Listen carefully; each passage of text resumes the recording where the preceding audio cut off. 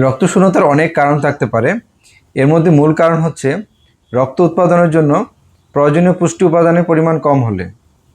এ সকল পুষ্টি উপাদানের মধ্যে রয়েছে আয়রন, ভিটামিন বি12, ভিটামিন সি, ফলিক অ্যাসিড এবং প্রোটিন। এর মধ্যে আয়রনের ঘাটতি হচ্ছে অন্যতম।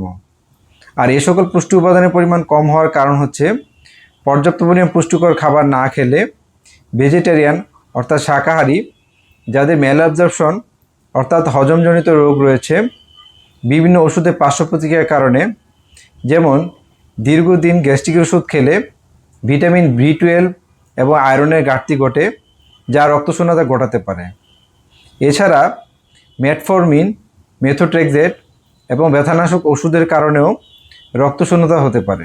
শরীরের পুষ্টির চাহিদা বেড়ে গেলে, যেমন শিশু কিশোর, গর্ভাবস্থায় এবং ব্রেস্ট ফিডিং মাদারের ক্ষেত্রে আমাদের চাহিদা বেড়ে যায়, যার কারণে রক্তশূন্যতা হতে পারে।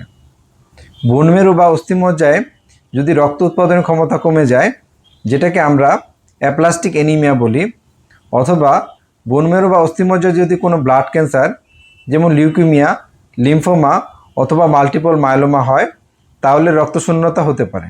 শরীরের কোনো জায়গা দিয়ে অতিরিক্ত ব্লাড লস হলে, যেমন সার্জারি বা দুর্ঘটনার পর অতিরিক্ত রক্তক্ষরণ হলে, পিরিয়ডের সময় অতিরিক্ত রক্তক্ষরণ হলে, পেটে কৃমির সমস্যা থাকলে, খাদ্যনালীর আলসার বা ক্যান্সার থাকলে, এছাড়া পাইলসের কারণে যদি পায়খানার রাস্তা দিয়ে অতিরিক্ত রক্তক্ষরণ হয়, সেটাও রক্তশূন্যতা ঘটাতে পারে।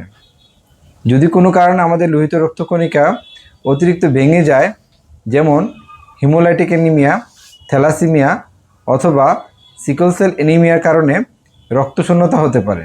যাদের দীর্ঘমেয়াদী রোগ রয়েছে, যেমন liver disease, kidney disease, cancer, খাদ্যনালীর প্রদাহজনিত রোগ, শরীরে থাইরয়েড হরমোনের ঘাটতি থাকলে এবং বিভিন্ন রকম ইনফেকশন যেমন HIV, এইডস, যক্ষ্মা, এ সকল কারণেও রক্তশূন্যতা হতে পারে।